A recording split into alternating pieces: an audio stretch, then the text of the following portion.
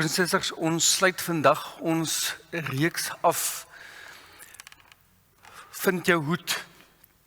Ek en jy is as disippels geroep om God te gehoorsaam. Jesus se disippels moet vandag te alle tye en op alle vlakke van ons samelewing werksaam wees en funksioneer.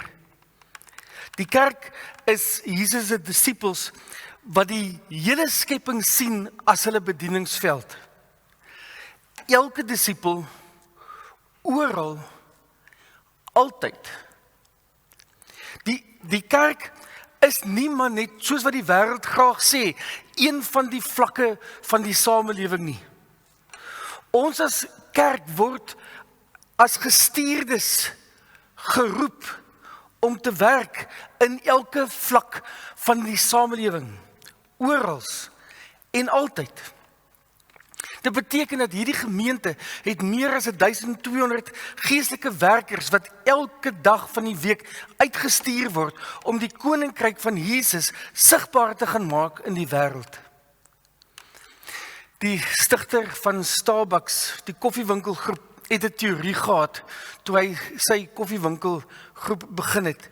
Sy hele bemarkingsfilosofie het berus op die idee dat elke mens 'n first place het, die plek waar jy woon, en 'n second place, die plek waar jy werk of skool gaan of studeer. En hy het dan gesê Starbucks moet die third place wees. Daarom was Starbucks van die eerste koffiewinkels gewees wat gemaklike rusbanke en sitkamerstelle ingebring het. Mense moes daar kom sit en kuier het. So hulle wou gehad het Starbucks moet die third place wees. En toe na aanleiding daarvan was daar 'n kerkbeweging wat gesê het dat die kerk, die plaaslike gemeente, die third place moet wees. Ons moet die plek wees waar mense, behalwe vir hulle woon en hulle werk, moet ons die plek wees waar mense kom kuier. Mense moet gemaklik hier wees. En daarom het gemeentes hard begin werk aan die atmosfeer van hulle gemeentesentrums. Nou verstaan my mooi, natuurlik moet ons kuier net ook 'n lekker plek wees waar jy gemaklik net kan wees, kan kuier saam met medelidmate. En daarom het ons vir Arno hulle ingenooi om Sondag vir ons te kom koffie maak. Hy betaal nie vir ons hier nie, ons vat nie 'n deel van sy inkomste nie. Die rede hoekom ons hom gevra het, hoekom ons hom ingenooi het, is sodat ons as gemeente nog meer tuis kan voel hier. Om dit 'n veilige kuierplek vir ons almal te maak.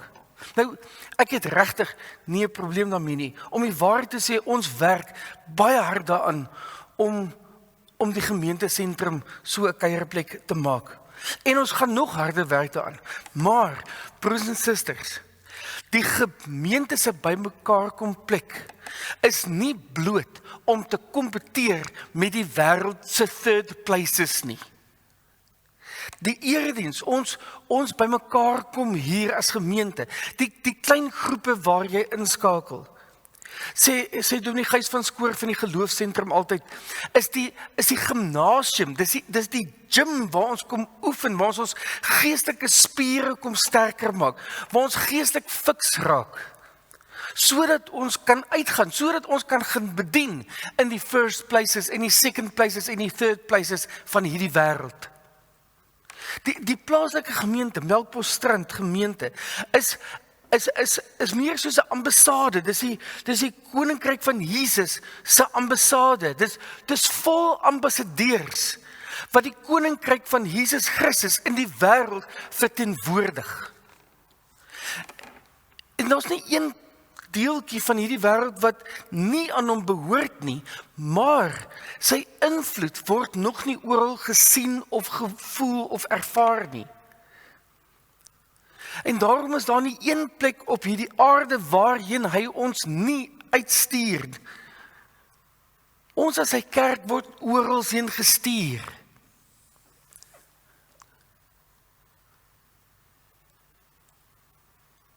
Hierdie gemeente met al 1200 disippels, gemeentelede, word elke week uitgestuur. Ons het 1200 uitreike elke week in die wêreld in.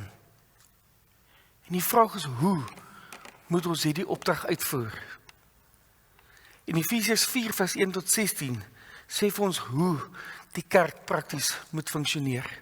Voordat ons verder gaan, kom ons buig ons hoofde en bid ons saam.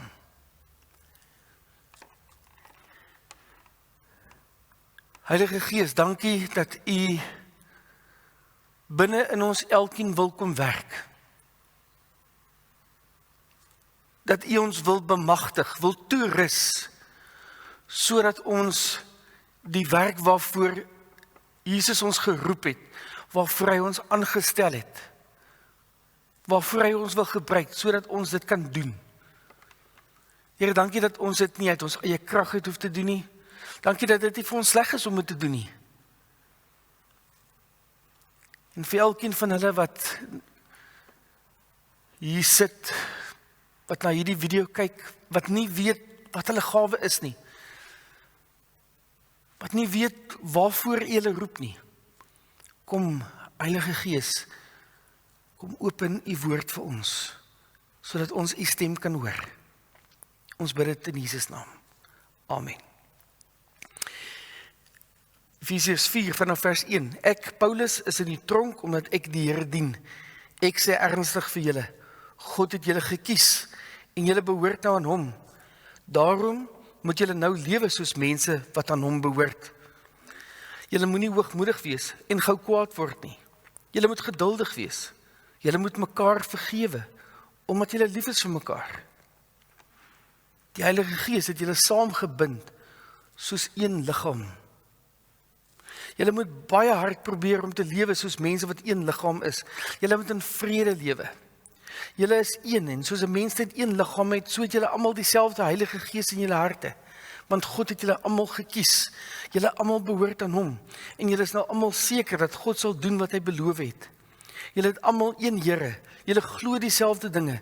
Julle is almal gedoop. Julle behoort almal aan dieselfde God. Hy is die Vader van alles, van almal. Hy regeer oor almal en oor alles. Hy laat almal en alles vir hom werk. Hy is in almal. Dis die vrug van die Gees wat hy in elkeen van ons laat groei. En dan vers 7. Christus het vir elkeen van ons die genadegawe gegee wat hy vir ons wou gee. Die genadegawe wat hy vir ons gegee het, is soos 'n present. Daarom lees ons in die Ou Testament, hy het opgegaan na die hemel en hy het gevangenes saamgeneem. Hy het vir die mense presente gegee. Ons lees, hy het opgegaan. Dit beteken Christus het eers afgekom ondertoe na die aarde. Ja, Christus het afgekom na die aarde en toe het hy weer teruggegaan na die hoogste hemel. Hy het dit gedoen sodat hy oral en altyd kan regeer. Die rede vir die hemelvaart en vir die uitstorting van die Heilige Gees. Vers 11. En Christus het vir ons presente, genadegawes gegee.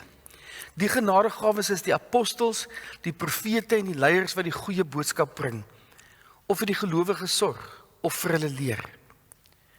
Christus wil hê hierdie mense moet God se mense help, sodat hulle beter en beter vir God kan werk, en sodat die kerk sterker en groter kan word. Die kerk wat soos Christus se liggaam is. Christus wil hê ons moet almal dieselfde dinge glo, en ons moet hom, die Seun van God, baie goed ken. Ons moet soos kinders wees wat groot geword het, en wat nou groot mense is. Soos Christus wat is, soos God wil hê hy moet wees. Daar is mense wat skelm is. Hulle wil hê ons moet dinge glo wat nie waar is nie. Hulle kom vertel vir ons dinge wat verkeerd is, en hulle wil hê ons moet dit glo.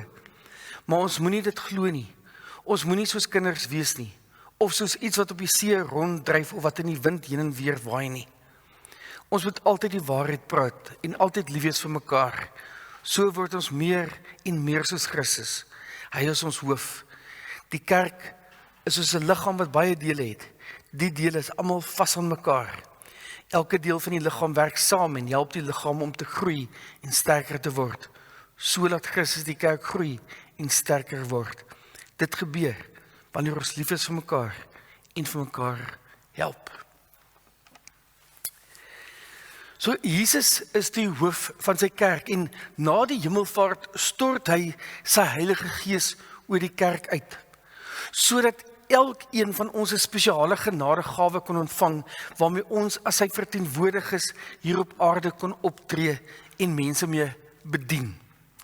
Die genadegawes waarvan Paulus praat in Efesiërs 4, is eintlik die gawe van die teenwoordigheid van Jesus self. Hierdie 5 gawes is die seun van God. En wanneer ons hoede opsit, dan vertoon ons die beeld van God.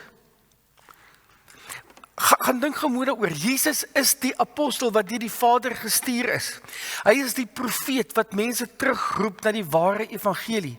Hy is die evangelis wat almal wat moeg en oorlaai is uitnooi. Hy is die goeie herder wat ons lei na waters waar rus is, na groen weivelde. Hy is die leraar by uitnemendheid. Hy leer ons met gesag wie die waarheid is. En nou volg ons hom hierin. So die apostels is die entrepreneurs. Hulle is die wat weet dat hulle uitgestuur word. En hulle is diegene wat wil hê die kerk moet die hele tyd vorentoe beweeg. Hulle wil die hele tyd grense skuif, nuwe dinge doen vir die Here om meer mense te bereik.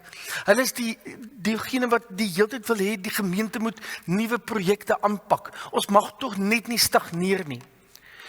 Apostels ook die hele tyd mense en geleenthede om te kan bedien.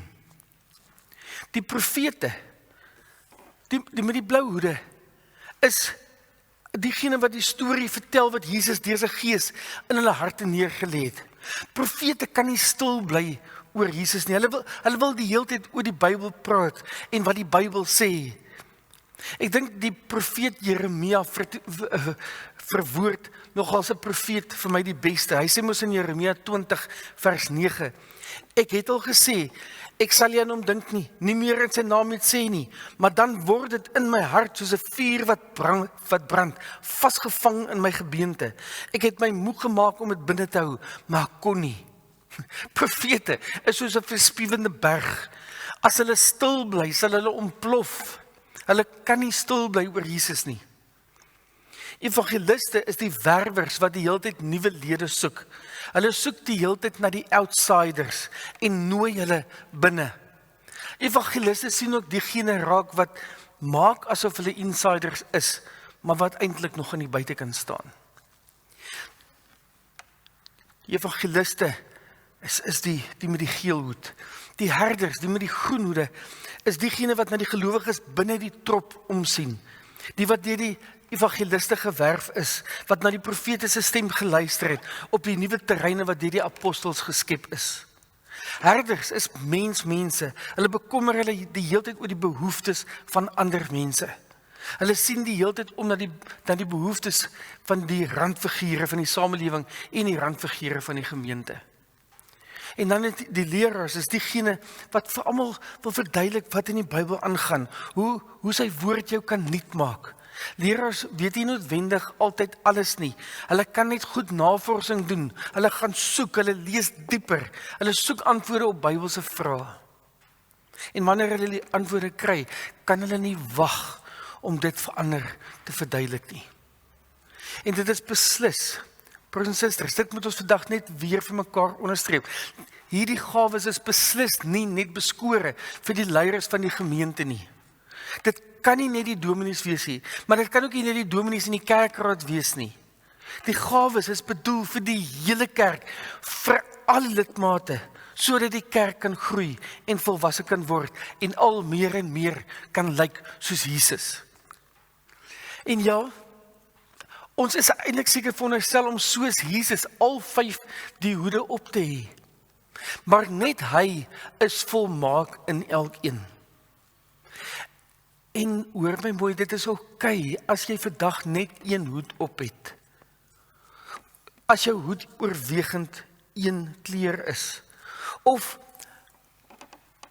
as jou hoed een kleur is, maar jy het 'n klomp kolle op vir ander kleur. Dit is reg so. Maar as jou hoed oorwegend groen is, of blou is, of geel is, of groen is, of rooi is, dan moet jy die res van die gemeente toerus om saam met jou daardie opdrag uit te voer. Maar alles bly ons almal se werk. Dis net, as jy daardie kleur hoed op het, dan gaan dit die hoofding wees wat jou dryf. Maar dit gaan ook die ding wees waarmee jy so gemaklik is, wat vir jou so lekker is om te doen. Dit gaan nie vir jou swaar wees nie. Ja, jy gaan soms uitgedaag word deur die Gees, maar dit gaan vir jou 'n avontuur wees. In die kerk, as ek vir 'n oomblik 'n sportmetafoor mag gebruik, is daar nie so iets soos 'n reserve nie. Jy het die span gehaal, jy het 'n posisie, jy het 'n opdrag, jy's 'n deel van God se wedstrydplan vir die kerk. Dit help nie, jy het hierdie hoed, maar jy dra dit nie. Casper de Vries het so 'n skets gehad. Ek het dit gesoek, maar kon dit nie kry nie. En ek het gewonder, dit is Casper de Vries, so as ek dit kry of dit nie sulke taal gebruik in sou hê, dat ek dit in elk geval nie vir julle sou kon wys nie. Maar dit gaan oor hierdie bedelaar wat staan by 'n verkeerslig. En hy staan in die son en bak.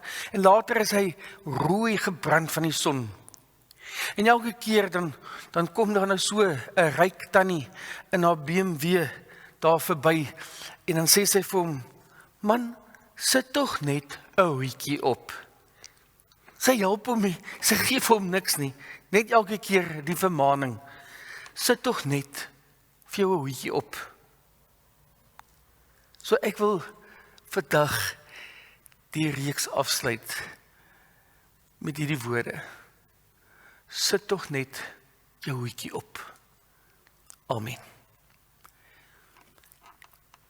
Here, baie dankie dat U ons elkeen wil gebruik, kan gebruik. Ja, Here, ons kan baie keer soos Petrus en soos Paulus voel, ons het so droog gemaak.